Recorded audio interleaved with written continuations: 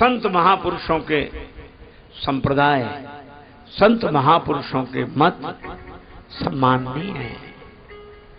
ये सब घाट हैं। इन घाटों से भगवान के प्रेम की नदी में उतरना है। और जो प्रेम की नदी में उतर गए धन्य हो गए। अयोध्या पुरी भगवान श्री राम की जन्मभूमि, श्री अवध के एक बड़े सिद्ध संत बाबा श्री राम मंगलदास जी महाराज,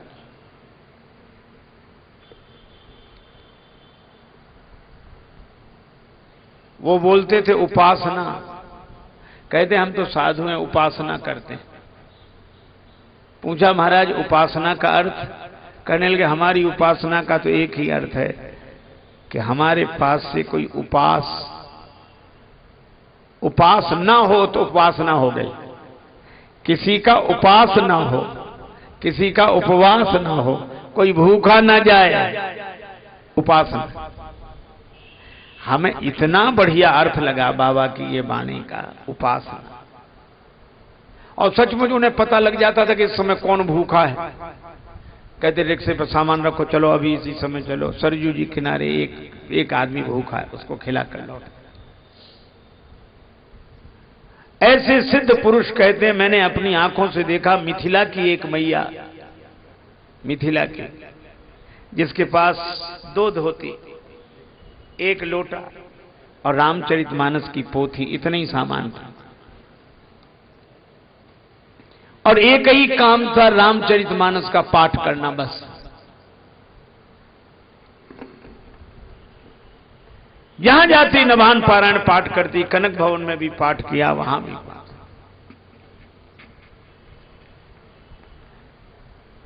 एक दिन बाबा रेल में बैठकर माघ मेला में जा रहे थे, इलाहाबाद, प्रयाग। संयोग से उसी डिब्बे में वो देवी बैठी। परिचय हुआ तो बाबा ने उससे कहा कि मैया कहां की रहने वाली हो? गुरुजी कहां हैं? गुरुस्थान कौन सा है? तो रामचरितमानस की पोथी माथे से लगाते हुए बोली, आंखों में आंसू भरकर, गुरु यही, गुरुद्वार यही। रामचरितमानस के लिए कहती, गुरु यही गुरुद्वार, इन्हीं की सेवा में मन लाऊं, और जहां जहां जाऊं तहां तुलसी कृत रामायण ही गाऊं। यही हमारे गुरु है, यही हमारा गुरुद्वारा है, रामायण ही गाती। तीर्थों में करी पाठ प्रेम से परिपरि पाए मनाऊं, और इष्ट यही इस पोथी में ही दर्शन प्रभु के पाऊं। यही हमारे इष्ट देव। बाबा सजल लोचन हो गए उसका भाव देखकर। सोचा प्रयाग में तो चल ही रहे हैं। प्रयाग स्टेशन आया, वो देवी उतरी, बाबा उतरते तब तक वो आगे चली गई और पहले पहुंच गई। बाबा रिक्शा से बाद में गए तो देखा वो नहा चुकी थी, आसन लगा के बैठी, रामचरितमानस की पोथी खुली हुई थी। तो बाबा ने कहा देखना चाहिए, तो दूर आसन लगा के बाबा बैठ गए, दिखाई देता है। बाबा कहते हैं कि मैंने देखा एक आदमी निकला कोई उधर से, तो एक पत्ते के दोने में गुड़ दे गया, रख लिया, और उसने रामचरितमानस की पोथी उठाई और पोथी उठाकर भाव से एक दोहा कहा, राम बाम दिस जानकी लखन दाहिनी और, ध्यान सकल कल्याणमय सुरतर तुलसी तोर। बाबा कहते मैंने अपनी आंखों से देखा और कानों से सुना, श्रवणों से सुस्पष्ट दृष्टि जागृत सो देख रहे, बिना किसी हवा के ग्रंथ के सुपृष्ठ क्षण एक फड़फड़ा रहे। ग्रंथ के पृष्ठ फड़ फड़ फड़ फड़ फड़ होने लगे और पृष्ठ भये शांत। तो मैंने देखा तीनों वेश कांतियुत राम लखन वैदेही समीप अति आ गए। ऐसे लगा जैसे सीताराम लक्ष्मण प्रकट हो गया। और वो भाग्यशाली माता वो पत्ते का दोना जिस मूर्ति के सामने करती, उसी का सिर झुकते देखा। धन्य है विनीत बा वृद्धा को भक्ति भाव, जाके करण सो प्रसादहु प्रभु पा गए। और करिके प्रणाम माथ दीनों मही में टेक, एक साथ ग्रंथ में स्वरूप सब समा गए। वही रामायण है, वही रामचरितमानस है जिसका हम पाठ करते हैं, तुम पाठ करते हो। असल में हम लोग पाठ करते हैं, पाठ करने वालों का पाठ करते हैं। पाठ जा हाँ? जैसे रामलीला होती ना, कहते कौन सा पाठ मिला है, पाठ करते हैं, भीतर से उसका कोई संचार नहीं तो पाठ। हम लोग भी पाठ करते हैं, माने पाठ करते हैं। भक्ता बन बन के सृजे कितनों ने धन धाम, पर ऐसे प्रेमिन को मिलत रामायण में राम। कितनी व्याख्याएं, कितनी टीका, कितनी टिप्पणी, और इधर से और उधर से, और ये भगवान ऐसे नहीं मिलते। सरलता से कोई रामचरितमानस को अपना सब कुछ मान ले, उसके लिए भगवान प्रकट हो जाते हैं। हम और कुछ जानते नहीं, रामचरितमानस ही जानते हैं। ये घटनाएं हैं। कहां तक सुनाऊं मैं भक्त गाथाएं आपको। श्री अवध में कनक भवन स्थान है, टीकमगढ़ महाराज की ओर से व्यवस्था होती है। ये मध्य प्रदेश में है, टीकमगढ़ बुंदेलखंड का क्षेत्र है। कनक भवन दरवाजे पड़े रहो, कनक भवन दरवाजे पड़े रहो, जहाँ सिया राम जी विराजे पड़े रहो, जहाँ सिया राम जी विराजे पड़े रहो। कनक भवन दरवाजे पड़े रहो, जहाँ सिया राम जी विराजे पड़े रहो। अवध बिहारी सिंहासन सोहे, संग श्री जनक लली मन मोहे, अनुपम शोभा साजे पड़े, अति अनुपम छवि छाजे पड़े रहो। कनक भवन दरवाजे पड़े रहो, कनक भवन दरवाजे पड़े रहो।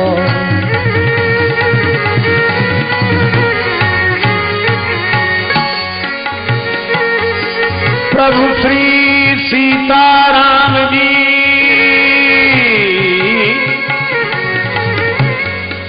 काटो कठिन कलेश,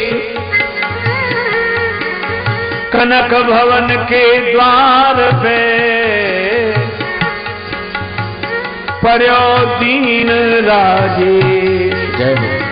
कनक भवन दरवाजे पड़े रहो, कनक भवन दरवाजे पड़े रहो, जहाँ सिया राम जी विराजे पड़े रहो, जहाँ सिया राम जी विराजे पड़े रहो, पड़े रहो, पड़े रहो, पड़े रहो, पड़े रहो, पड़े रहो, पड़े रहो, पड़े रहो, पड़े रहो, पड़े रहो, पड़े रहो, पड़े रहो, पड़े रहो, पड़े रहो।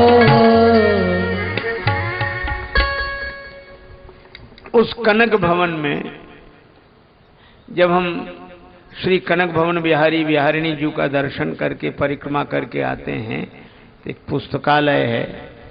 वहाँ एक पुस्तक, कई पुस्तकें मिलती पर एक पुस्तक मुझे बहुत प्रिय है, मैंने ली वहाँ। आप लोग भी कभी अवसर लगे तो पढ़ना। उस पुस्तक का नाम है कनक भवन महिमा। उस कनक भवन महिमा में एक कथा है। कनक भवन में भगवान की युगल मूर्तियां हैं जो स्थापित रहती हैं, वे मूर्तियां, और जो उत्सव आदि में चलती हैं, चल मूर्ति अचल मूर्ति। जो अचल मूर्तियां रहती वो रथ में बिठाई जाती हैं, और उन दिनों एक घोड़ी थी जो रथ में जोती जाती और रथ को लेकर चलती थी।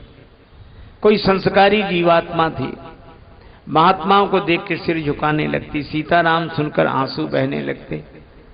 संतों ने उसका नाम रख दिया श्यामाजू। लोग कनक भवन दर्शन के लिए जाते, श्यामाजू का भी दर्शन करके लौटते। कितनी भाग्यशाली है भगवान की सेवा में। दिन बीतते गए, बुढ़ापा आ गया श्यामा का। कनक भवन के मैनेजर ने सोचा इसे टीकमगढ़ वापस भिजवा दें, बूढ़ी है, वहां से किसी दूसरे अश्व की व्यवस्था हो जाएगी। स्टेशन के पास गए कनक भवन मैनेजर, रेल स्टेशन मास्टर के पास भाड़ा जमा किया, पूरी समस्या बताई, रेल से झांसी तक भिजवा देंगे, वहां से वो लोग ले जाएंगे। वो डिब्बा एक रिजर्व किया गया।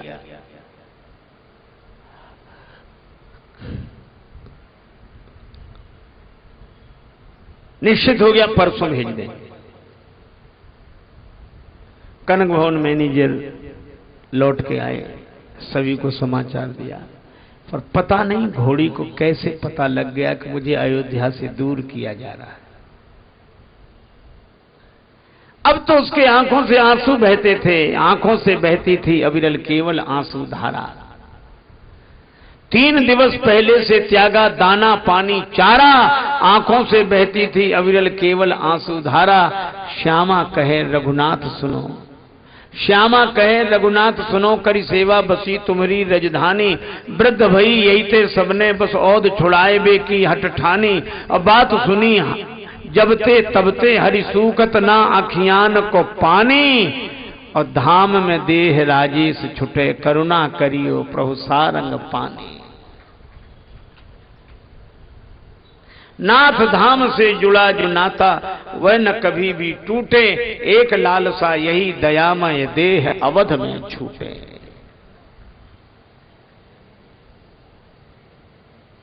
लोगों ने कनक भवन मैनेजर से कहा कि घोड़ी की हालत बहुत खराब है, पानी नहीं पी रही है, चारा नहीं चल रही है। कनक भवन के मैनेजर ने कहा कि भावना में बहकर कर्तव्य की उपेक्षा नहीं करनी चाहिए, वो समझ जाएगी घोड़ी। पर उसकी और जर्जर दशा होती गई। धीरे धीरे वो समय आया, तीसरा दिन सेवक उसको लेकर चले, बांध कर खींचा। और जब सेवक खींच रहे थे, आहा, सेवक ले बरबस चले श्यामा भई अति दीन। और मनो निकारत नीर ते मीन शिकारी मीन। जैसे कोई मछली को जल से अलग कर रहा। मन से भई उदास अति तन से भई कमजोर। आंसुआ भरी भरी देखती कनक भवन की ओर। लोगों के मुख से निकला, ठीक ही लिखा है रामचरितमानस में, जास वियोग विकल पशु ऐसे, प्रजा मातु पितु जीव ही कैसे।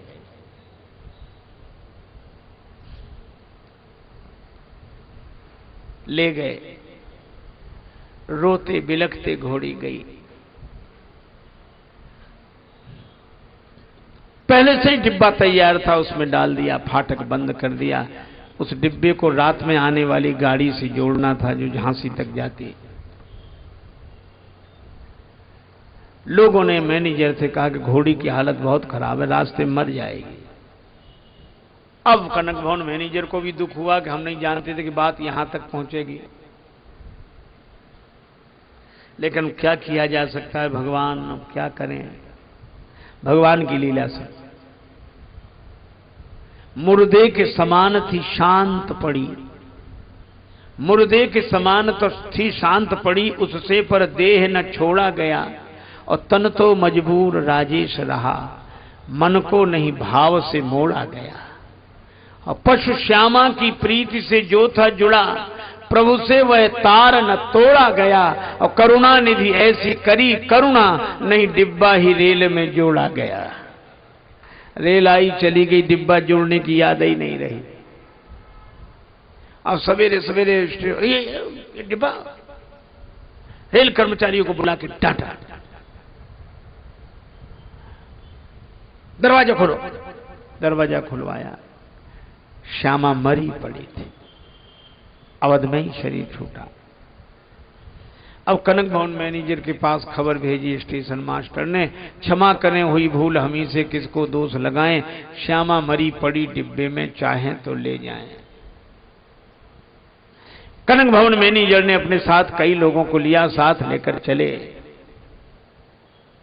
बड़े खुश हुए कि भगवान ने उसकी बात रख ली, कम से कम अवध में तो अंतिम संस्कार होगा। चलो चलो चलो चलो गए, बाहर निकाला, अकड़ गया था पूरा शरीर, मृत पड़ी।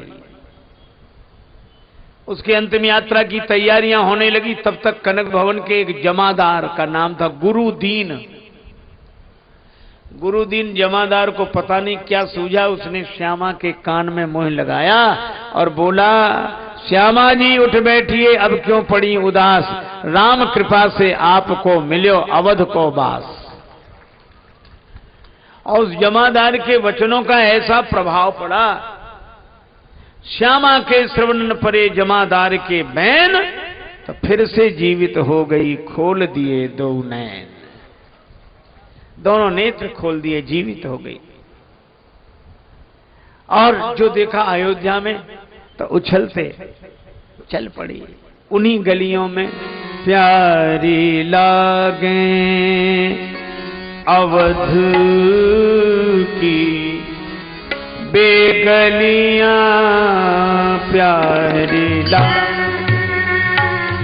अवध की बेगलियां, प्यारी लागे अवध की बेगलियां, प्यारी लागे। जहां बिहरे प्रिया प्रीतम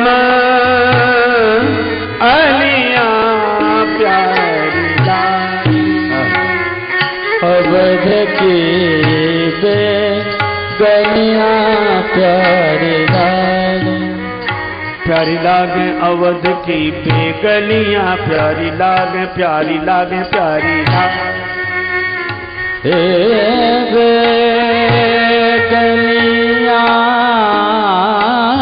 रे ओ राम, प्यारी लागे अवध की बेगलियां, प्यारी लागे।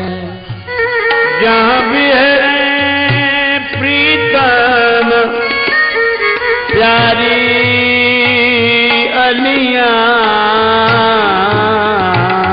प्यारी अवध की गलियां,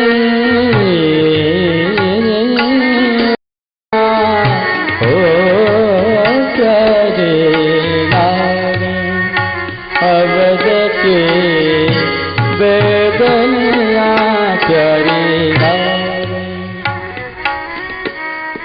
प्यारी लागे अवध की बेगलियां, प्यारी प्यारी प्यारी लागे, प्यारी प्यारी प्यारी लागे, प्यारी प्यारी प्यारी लागे।